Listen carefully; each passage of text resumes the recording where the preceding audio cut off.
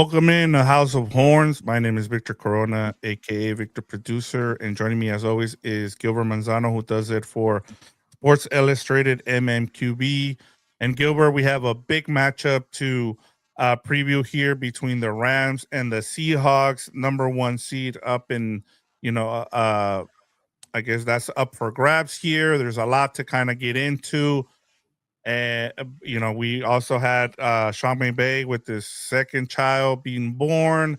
We have a lot to get into, but I have to ask you right off the bat, just because it's been going on for the whole day about some of the decisions that Puka Nakua seems to be making.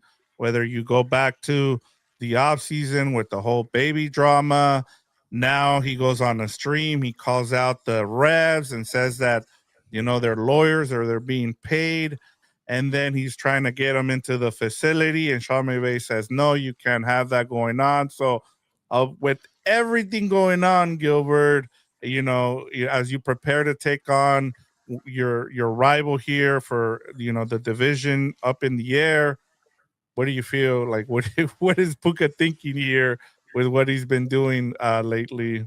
Yeah, you're calling it a big game. I think it's a big game, but does Puka Nakua think it's a big game? He's like, having fun with streamers. Like this is things you do in the off season and or even in a regular week. This is a short week where you have a big time showdown in Seattle, a road game also, by the way. So I don't know. I'm not trying to say that Puka Nakua won't be ready for this game. He always comes to play. You could tell football is his passion. He puts it all on the line on the field. But who told him this would be a good idea? There's a lot of distractions right here that you just listed. For the old school people here, Puka Nakua has been hanging out with some, I guess, streamers, YouTubers, Twitch people. I Twitch. don't know. I can't keep up with the live stream influencers, and they're kind of the ones that like to stir the pot. They do wild things for the clicks and the attention, and when you do something that's not normal and it's kind of peculiar and it's like, ugh, why did you do that?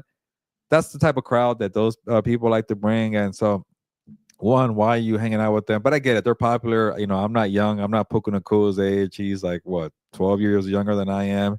Uh, I don't get it with that crew, but trying to bring them to the facility on a short week, the biggest game of the regular season. Of course, Sean McVay is going to say no. And then you put them on blast by you're recorded on the phone saying, "Yeah, coach said no," and then people could hear that you're telling them this information. And then the whole thing with the referees, I get people are mad with referees, but you have to know if you're going to say things like that on their platform, it's going to pick up. And you know, and Fernando, mentioned this. I'm glad he said this about me. I don't really care for mainstream, news or mainstream streamers. I didn't think it's going to be that big of a deal, but I underestimated these people's reach. And it's been a lot of needless drama. I'm like, man, this is a lot of crap that the team doesn't need. But again, he's going to come to play. He's going to ball out. They need him a lot more than usual because Devontae Adams is going to be out. So yeah, it's just things you don't want to start a short week with. Yeah, and especially when you're talking about a Rams team that since Shock McVay and Les Need have been a part of this organization, one of the things they've been really good at is limiting distractions. Whenever I can't think of the last thing where it was such a big thing where it just took over for them. I guess the only thing was the whole Stafford stuff with the back, but that was an injury. Outside of that, whenever, In the summer. something pops up, they take care of it, they nip it in the bud, and it just doesn't become a problem. And with this, it just feels like Puka's trying to see and test this organization to see how much stuff he can get away with. And this is the worst time to kind of be doing it too, as you mentioned. It's just I don't understand why you would do something like that, especially on a short week. Maybe do it after you've played the Seahawks on a short week Yeah. where you have a mini bye, And but after you get your contract, you don't want to be after you doing get like your the contract, knucklehead exactly. stuff before you get paid, and you put it in the front office mind. Like, this guy trustworthy? Can we pay him? Doing amateur hour stuff like that. But again, he's a great player, so I'm sure he'll be Yep. fine. Yep, but we have a great show for you guys. We have a lot to cover here with this preview between the Rams and the Seahawks. We'll have latest news and notes. There's even more drama going on with news and notes, Gilbert.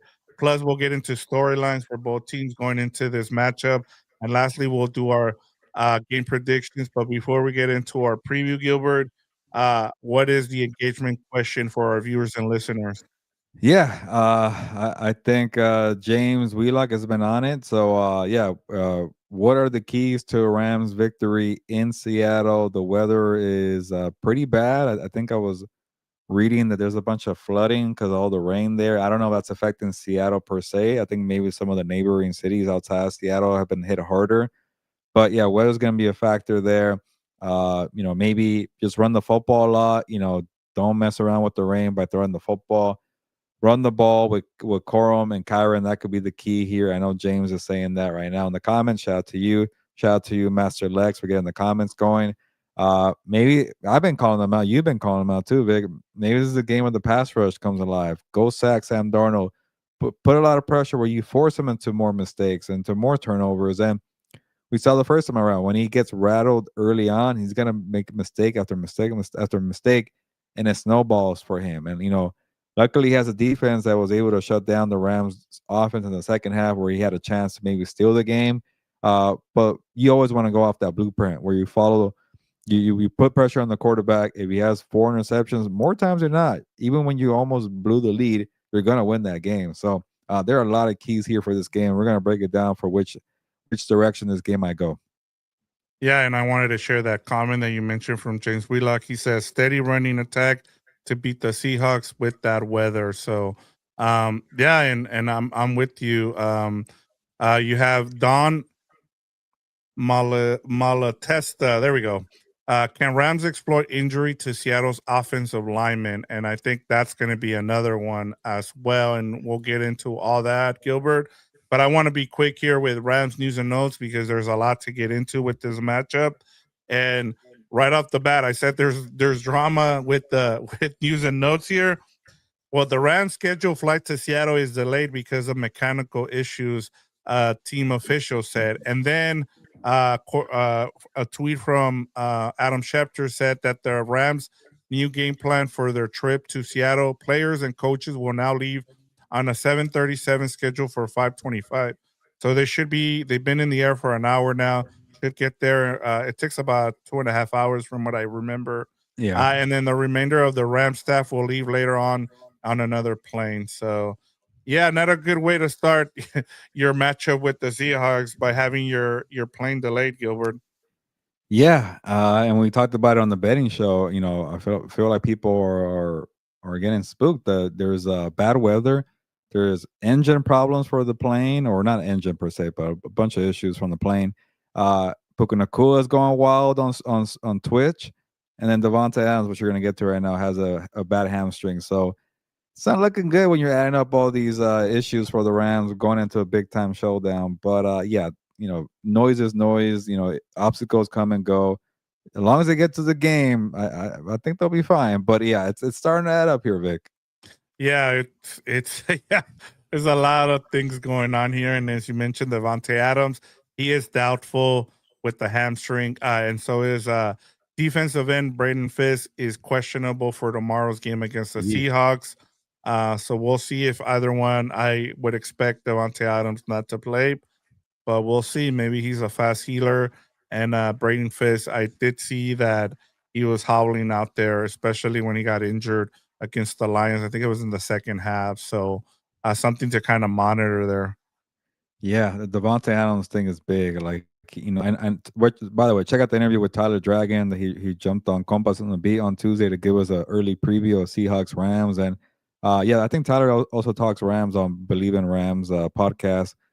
He covers the NFL for USA Today. And yeah, he pretty much mentioned, like, man, like, it's like, what do you do when you have Devontae and Puka? What are the safety dudes? How do you play the coverage? And like, Devontae Adams has been so critical for the red zone threat. Just that's why he has a bunch of touchdowns. I lost track, 14, 15. I lost how many touchdowns he Yeah, has. he's still But leading the league in touchdowns. yeah, he might even if he doesn't play again, like, that's how far ahead he is. So yeah, this guy does make a difference, but we're gonna see how they they adjust to that. You do have the good thing about the Rams, like they have a surplus of wide receivers. Maybe Tutu Atwell comes back. Maybe a Jordan Whittington game. Maybe more tight ends in this game.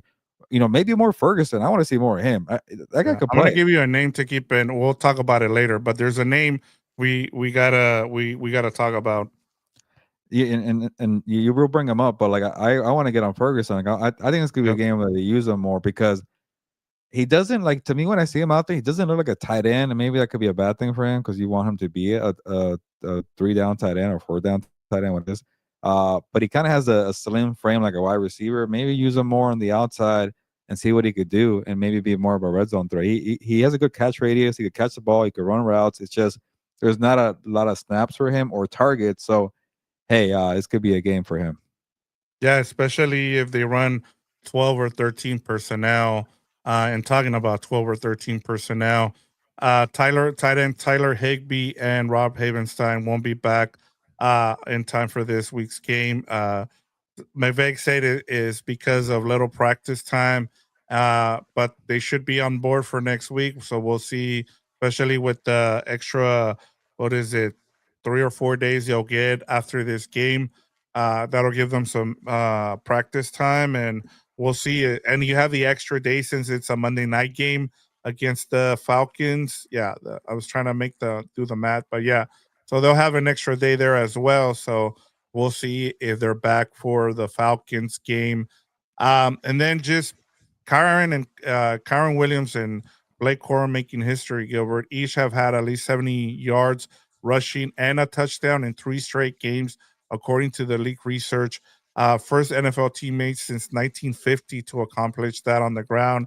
Saw that Wow. tweet from JB Long. So impressive stuff on the running game, Gilbert. 2 more things here. I'll be quick. Sean McVay announces that Christian McVay was born on Monday morning at 6 a.m. Mom and baby are both healthy. And then last thing, right tackle Warren McClendon, who we talked about and how good he's been for the injured Rob Havenson. He's only allowed 5 pressures and has 1 sack allowed in 7 starts per next gen stats, which also tells you how good this offensive line has been. They haven't missed a beat without Rob Havenstein. So good on Warren McClendon, a former 5th round, another 5th round pick, Gilbert. Yeah, we mentioned all the concerning issues for the Rams, but when you got an O line that's playing as well as they are, that tends to fix a lot of problems. So yeah, Big Clendon is playing pretty well. It's going to be interesting for when Havison comes back. I don't know if you should mess with that. Yeah, we'll see. I mean, having a veteran guy like Rob Henderson, but I'm with you, especially if they do well in this matchup against the Seahawks. It'd be hard to put Havenstein back in there. All right, Gilbert, let's get to this matchup. As you mentioned, we had an interview with Tyler Dragon, who does it for USA Today, and he also covers the Rams. He has a podcast there as well. And I'm gonna ask you what I asked him. I guess it's, what are the lessons learned from from the first matchup, and what do you think we'll see? Let's start off with the Seahawks here. We saw the Sam Darnold 4 interception, but even if let's say that was a big factor in the Rams winning, this still was a 2 point game where the Seahawks still had a chance to win the game. That defense made the adjustments in the second half. The Rams got away from running the ball. So for you, let's start off with the Seahawks, or however you want to start this in terms of this matchup. Where are you at as we go into round 2 of this matchup? Yeah, there's and I know I've been leading this charge and I've been crapping on Sam Darnold a lot, but he has been struggling. I can't remember a game where he played well ever since that Rams game. Maybe Can I some give crap. you can I give you a stat right off the bat just to Yeah, make go the ahead. point even bigger? Yeah. Since week 11, Gilbert, he has the 4th worst QBR. He's behind. He's only in front of Gino, Tua, and Shador Sanders. Yeah, that is not good. And I'm looking at their schedule since losing to the Rams, they but they beat the Tennessee Titans, so they almost lost that game, by the way. And he played okay in that game. Then you're playing Minnesota, which they wiped out 26-0, maybe a more defensive game. Uh, they played Atlanta, they dominated 37-9. That was a slow start for Darnold. In the second half, he played better. Then the Colts game was really rough, 18-16. They barely beat the Colts there. Even the week before they lost to the Rams, Darnold, struggled against the Cardinals. They beat the Cardinals soundly, and people were like, "What are you talking about? You only had like 8 attempts." I'm like, "Well, he still threw like an interception and one interception and missed a bunch of throws. Like, how do you do that with only like 9 or 12 attempts?" So, yeah, he's been struggling to me, and it's not a good sign where it's like, okay, which is one bad game against the Rams. Go back to being the Darnold from Minnesota, being the Darnold from the first 2 months of the season. So, uh, that's concerning. And I know the secondary for the Rams. I'm crapping on the Rams. I crap on Sam Darnold and I crap on the Rams secondary. That's just what I do. I'm sorry. Maybe Darnold could have a get right game against that secondary, but I really liked what I saw from that defense against Detroit, where they have so many weapons, and it was kind of like, all right, we're gonna shut down Jameer Gibbs, and after that, we'll take our chances. And for the most part, it worked. I wouldn't be surprised if Shula has a great game plan to remove JSN, which he did the first time around. I know Rashid Shaheed, from the one positive from this offense that's been struggling, he's kind of been finding a role. He's been getting better. I think in that game, he was maybe in his second game against or with the Seahawks after the trade deadline. So he could be kind of a new wrinkle that's had more games. But I've seen Shula shut down this passing attack, shut down those weapons. They have less in Detroit. But every game is different. I don't want to make it seem like, what happened against Detroit and first game against Seattle is going to be the same thing. It's just their offense is the problem. But on the flip side, their defense is getting better and better. Even from when I called them out, I stopped calling them out because they're playing much better. I don't even care about the opponent. When you're dominating, you know, I think it was the Falcons game was 37-9. They had a shutout there. I already forgot. And then even the Phillip Rivers game, yeah, they could have done better, but they weren't taking any shots. They weren't testing that defense. They were kind of just playing keep away and trying to control the clock. And Jonathan Taylor didn't go off, so it was still a typical Seahawks dominant defense. They just had a way of playing keep away, and then also Darnold was struggling at the same time. So that's why the game was close there. But it's a very good defense, Vic, and one that I will say maybe they figure something out in the second half of that Rams offense. But that Rams offense has gotten better and better also every week. Yeah, and to that point, I mean, before and even after the Seahawks had not allowed a 20-yard run. Kyron Williams got two of them in that first quarter. So it tells you how good they've been, to Tyler Dragon's point that they're stout, with against the run there.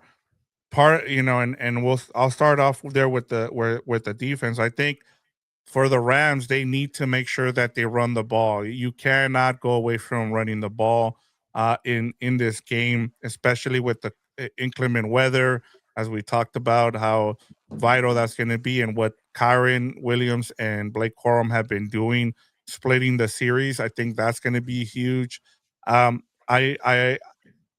still think Gilbert, and maybe I'm just optimistic, as we talked about, and I'm glad that Tyler brought up the point about how not having Puka Nakua was a blessing in disguise, because it opened things up for this offense. It allowed them to evolve, and it allowed them to see that they had more parts to it. And I feel like even if you don't have Devontae Adams, a guy that you have to really look at is Kanata Munfio in this game. He has the same features as Devontae Adams. Yes, he does not have the route running yet. He's a rookie, but I feel like he has the body to be able to do the same things that Devontae Adams can do out there. And so he's someone that I want to see in this game get some run, especially for whatever the role was going to be for Devontae Adams in this matchup. And so if you're running 12 or 13 personnel, as Eric pointed out in our first interview for that first matchup, was that the thing with this Seattle defense is they're really good at being able to stop 13 and 12 personnel. And we talked about even running some 11 personnel. If you're going to have if you're going to run 11 personnel, Kanata Monfils needs to be on the field and he needs to be a factor. I don't want to talk about Tutu Atwell. Like we've exhausted our time talking about him.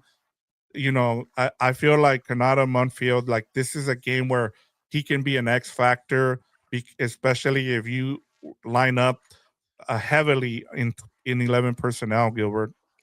Yeah, and let's remember that first game they played heavy 11 personnel, and the 12 and 13 personnel were all the rage, and it was like, no, we're gonna go play them 11 to spread them out because that was better. Like you mentioned, because Seattle has been shutting down the bigger teams or the jumbo packages and the 12 personnel and the 13 personnel. So yeah, maybe Monfield could fill that role and be the third wide receiver. It'll be interesting to see. You know, would it be Whittington or what the combination to go? Obviously, Puka and Cole is going to be out there, and Yep. if they do play 11 personnel, like kind of what goes back to what I want to see. It's like I want to Yes. see Ferguson, but Yeah. would he That's get what any I brought up. run?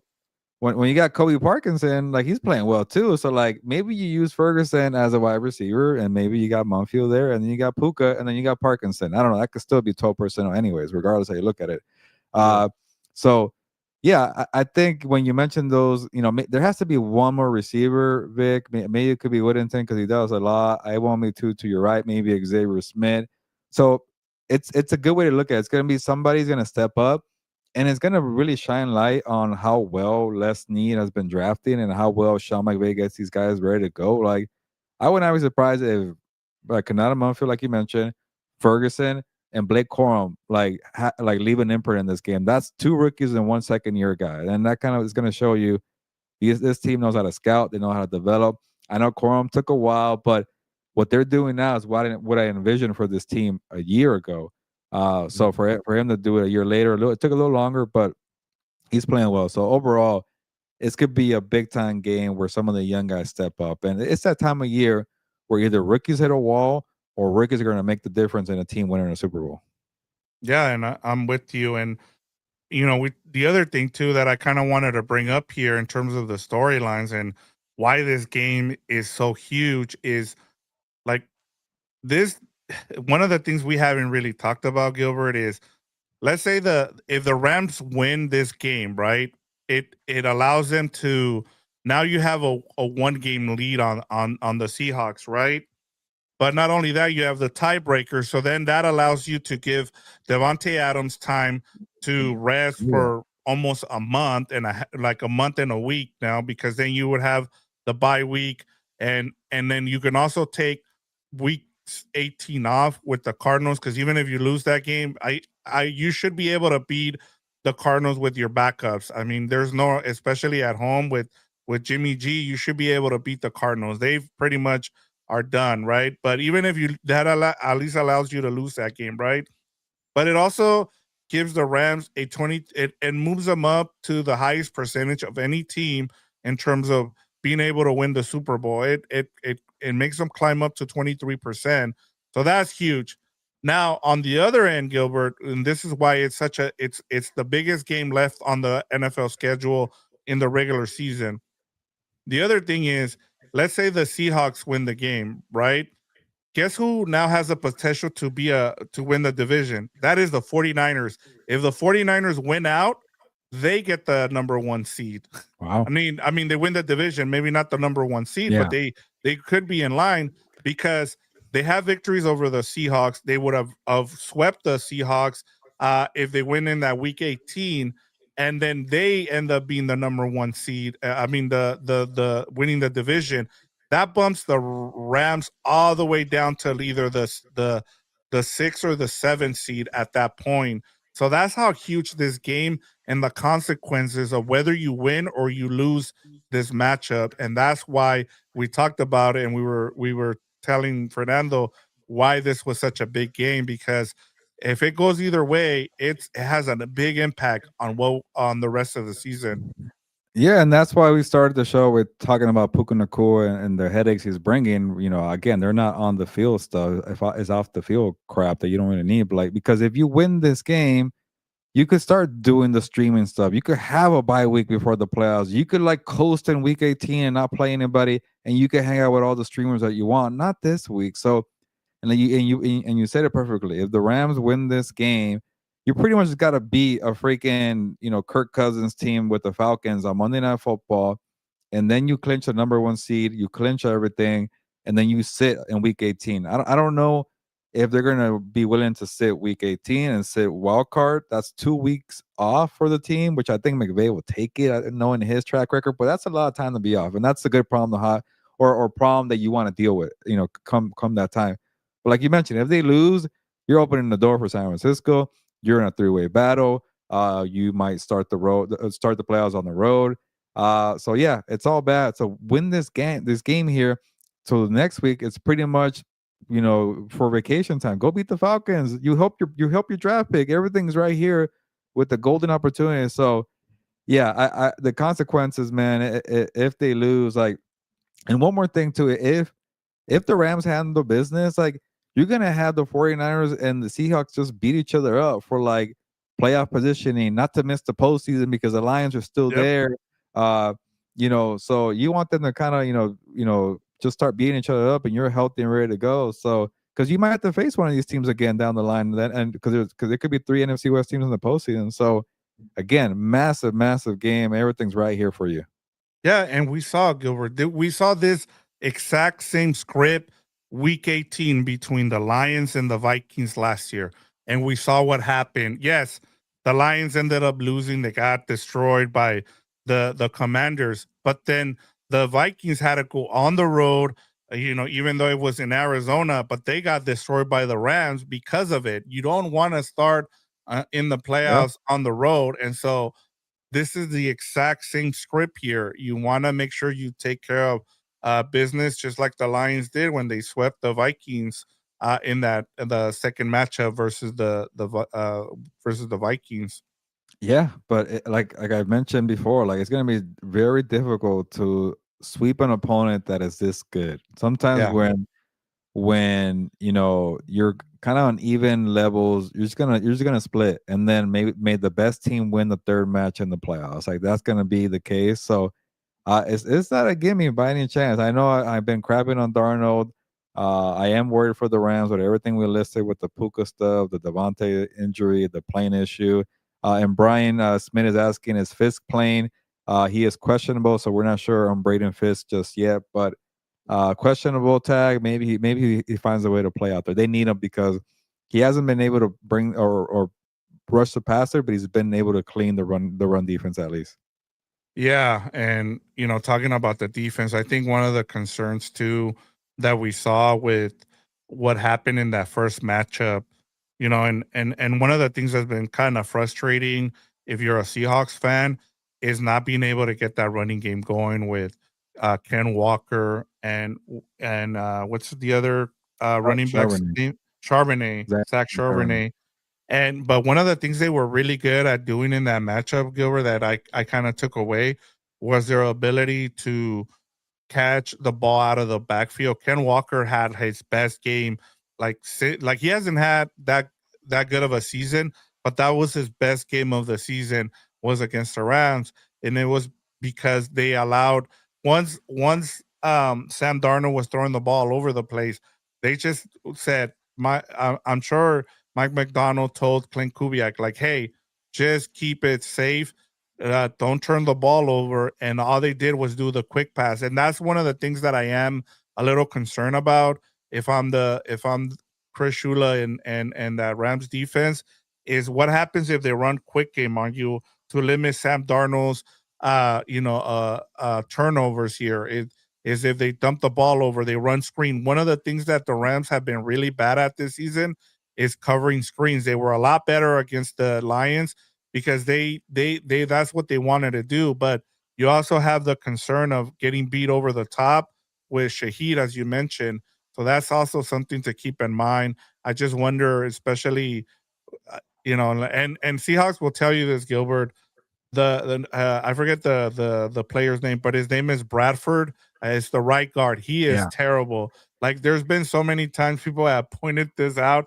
He just stands there, like he just lets people through. So it'll be interesting. And as someone mentioned, the Seahawks are banged up along that offensive line as well. So you need to take advantage of the opportunities you do get to try to sack Sam Darnold in this game. That's the problem with Sam Darnold. He doesn't think that fast. He doesn't operate quickly. He doesn't know how to Yeah, play on a rhythm. Like that's why guys like Brock Purdy or Jared Goff or Jimmy G back in the day, like they know how to just play fast pace, get the ball out, boom, boom, boom. You process very quickly, and that's not Sam Darnold's game. So when there's pressure, when you already got to think fast to get the ball out, and then the pressure's coming at you, he can't really multitask. And I know I've been crapping on the guy, but his strength is when he has time in the pocket, he could pick you apart downfield. He has a great deep ball. He's very accurate down the field. Like that. that's That's true. actually good. That is a strength for the guy. Like it's just when it gets a little cloudy there in the pocket, he doesn't know what he's seeing out there. Same thing with the Shula scheme the first time around. He took everything away because he knows Sam Darnold has a big arm. He could throw downfield. He could push it.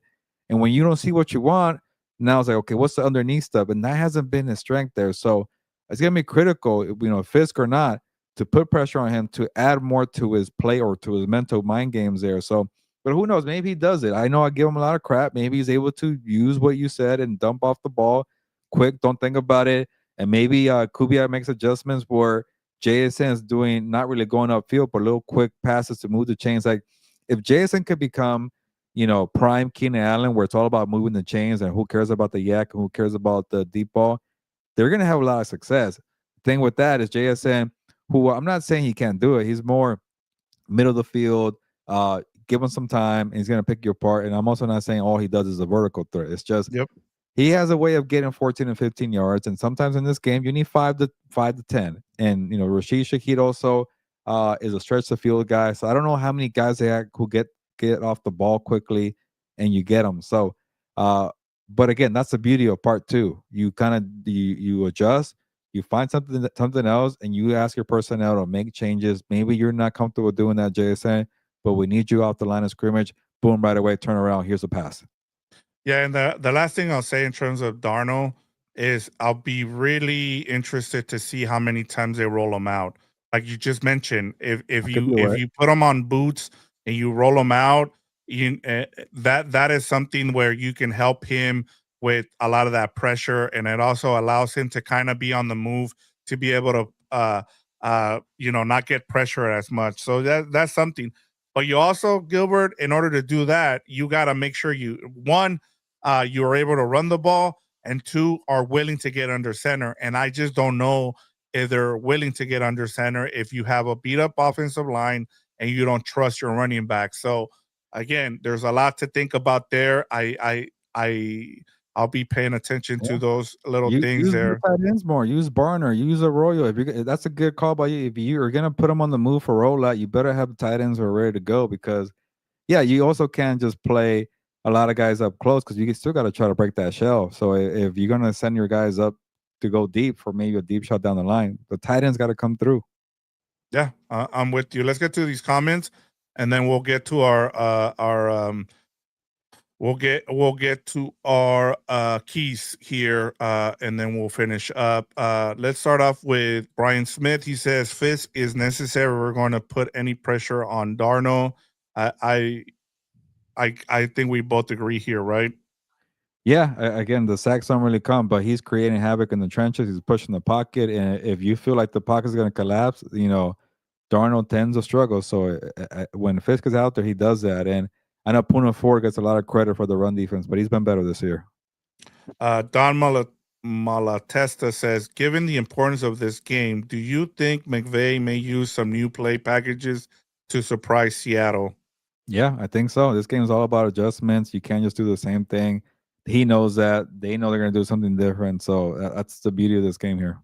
Yeah, especially like we said, you might not show everything in that first matchup, especially since there's a potential that you might be facing this team 3 times. So, Yeah. yeah, something you have to bring. That's why I said that there was it was the fact that Puka missed that game helped them kind of evolve. I feel like if Devontae is out, which I think he will be, then this allows you to evolve again, and that's why we even said that I think Ferguson and Kanata and Monfield are going to be huge in this matchup because they haven't been used or you haven't been seeing them used in any of the packages. So that'll be something to keep an eye on. Yeah, I'm with you. Time to step up. Yeah, Brian Smith, Murchison is heating up a little bit this season. He's capable. He's a capable fist backup. So yeah, and he Murchison. I honestly forgot he was still on the team. Just with Tyler Davis being in the full Puna Ford, Yeah. and then what they've been able to do. So Kobe um, Turner. I got a bunch of Kobe DPs. Turner. Yeah, so like all those guys, you're gonna need that whole front to step up, continue to stop the run, and then finally put some pressure, especially like that what we saw in those three and outs in the second half. That's what you're gonna want to see most of this game against Sam Darnold, because like the Lions' offensive line doesn't compare to the Seahawks. They have and their tackles are okay, and the rookie Sable is good, but those two interior guys on the left and the right guard aren't up to the same level as what you saw from the Lions there. Last one here from Brian. Lake was out against Seattle the first time we played Seattle, if I remember right. I want to say he got hurt that game. Yeah, he got hurt in that game. He played. Yeah. I looked it up, Brian, because I just forgot. But he had 3 tackles in that game, so he definitely played. That was the last game he played against Seattle, and then he went on IR, which is a big Yep. miss. Yeah, yeah, and they've missed him. That he's been a big miss for them. All right, Gilbert, let's get to our keys to a Rams win versus the Seahawks. What do you got?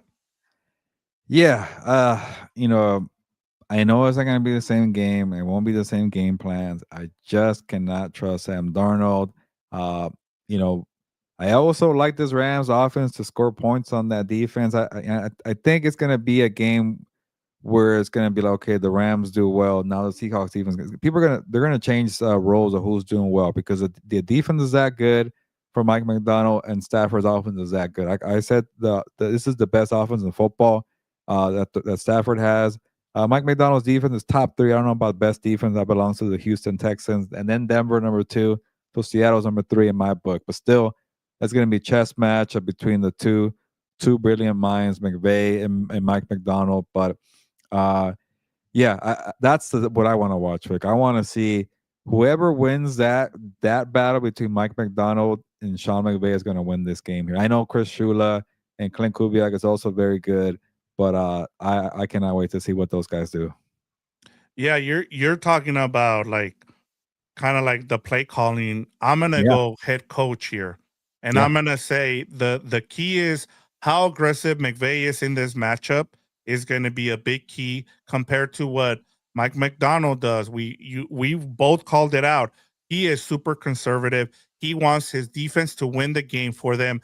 He's gonna rely on his kicking game and his defense to win the game. If you're Sean McVay, you need to be aggressive. You need to be aggressive on fourth down because we saw Mike McDonald isn't. He's always gonna settle for the field goal.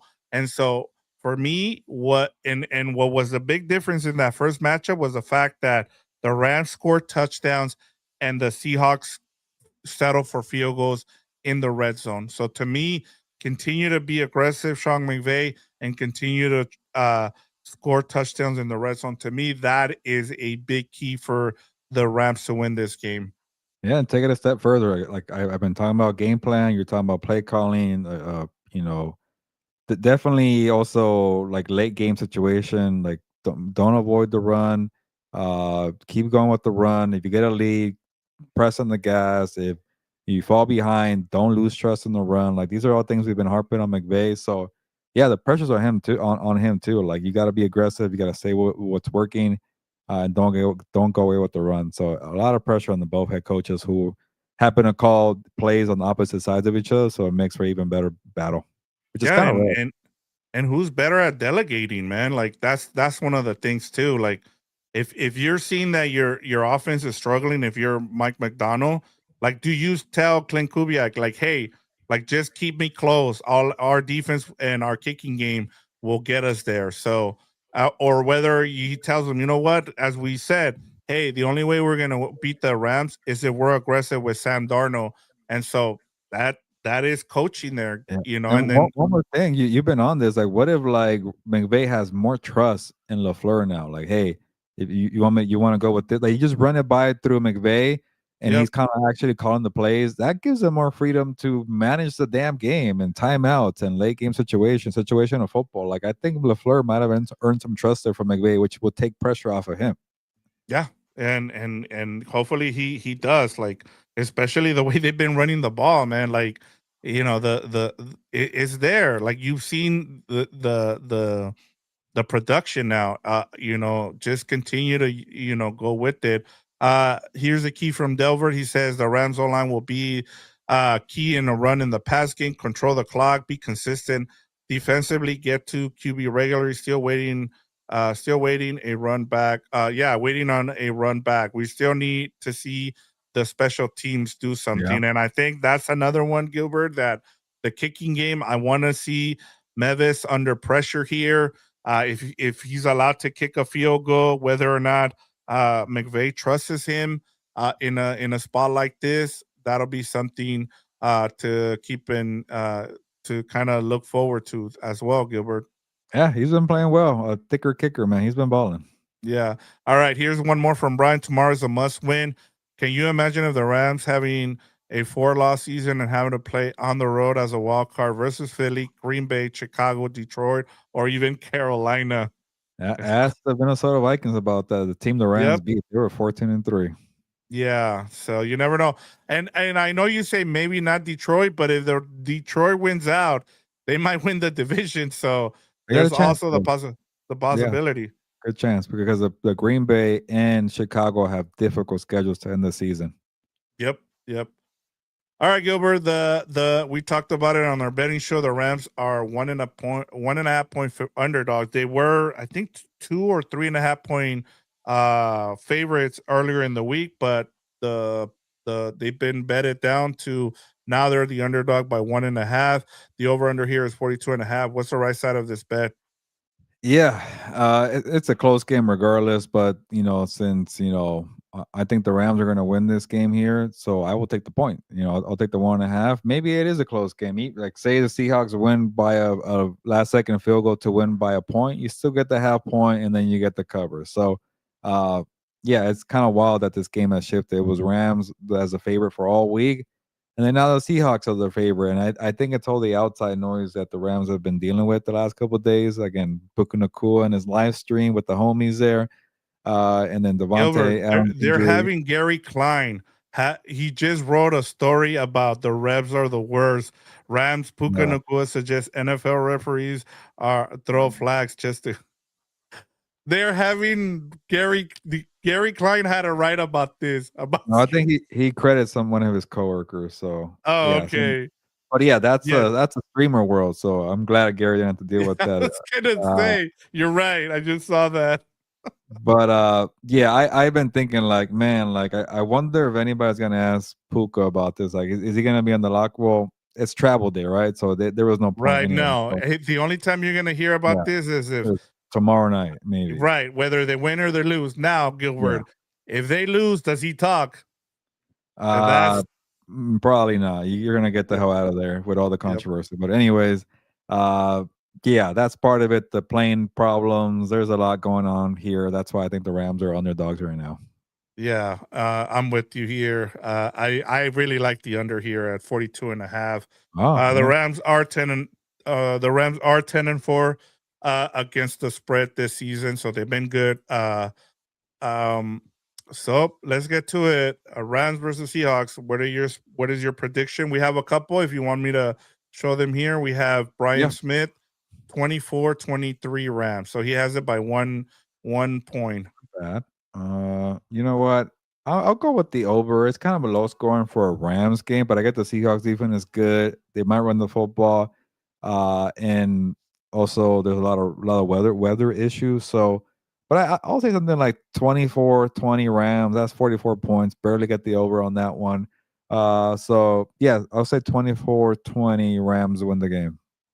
Yeah, I'm with you on the 3 points. I think it's going to be a close game. The Seahawks defense is really good. They're not as good in terms of record wise at home under Mike Macdonald, which is kind of weird. They're better on the road.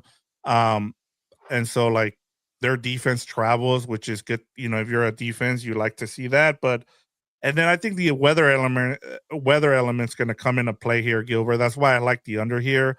I think it's going to be something like 17-14, where Wow. it's just one of those like it's going to be a ball control game. They're going to run the ball. If you have any fantasy players in this that is not the defense, I would sit them outside of Puka and JSN. Those are the only two guys in fantasy that I even trust in this game. But outside of that, I just don't. I think it's going to be a big running of the ball just because of the weather. Yeah, it's gonna be a physical, hard hitting game, but maybe you're onto something. Maybe somebody runs back a touchdown and special teams, and it adds up to the point total there.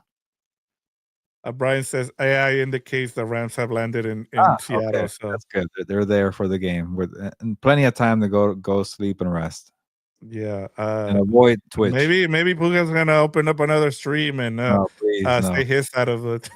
don't jump on Twitch. No more Twitch, Puka. Stay away from Twitch until after the Seahawks game. All right, Gilbert. So we've given our preview. We've breaking in every way. We got Tyler Dragon to jump on, even though Fernando wanted to talk Chiefs instead of this Rams Seahawks matchup. But it, you know, I honestly like. I wish this game was on Sunday, but I get it. Like we get it on Thursday night, and I have to say the NFL has done a good job of getting the games we want, especially in prime time lately. So one of the things they've done is they put all the good quarterbacks early matchups early in the season because of injuries, and then late in the season they give us all the good matchups. So kudos to them, but can't wait. It's good slate of games in week 16. Yeah, starting on Thursday night here, Rams versus Seahawks for all the marbles here, and we already laid out what happens to the winner, what happens to the loser. But we could break down this game for hours, and we never know what the hell is going to happen. So let's enjoy the games here. Yeah, yeah. Brian's adding more information for the Puka mess here. Oh no. it's not a good sign. But yeah, let's get going here before Puka gets in trouble again. Rams Seahawks monster game here for Thursday Night Football. And if you're watching the replay, drop your prediction for the score in the comments and any thoughts that you have in the game. We want to hear them. Check out the Tyler Dragon interview. NFL reporter for USA Today breaks it down on Compas on the Beat, House of Horn. So a lot of coverage for this game here, just like we did the first time around. So can't wait to get to the game. But on that note, ya nos vamos, pues.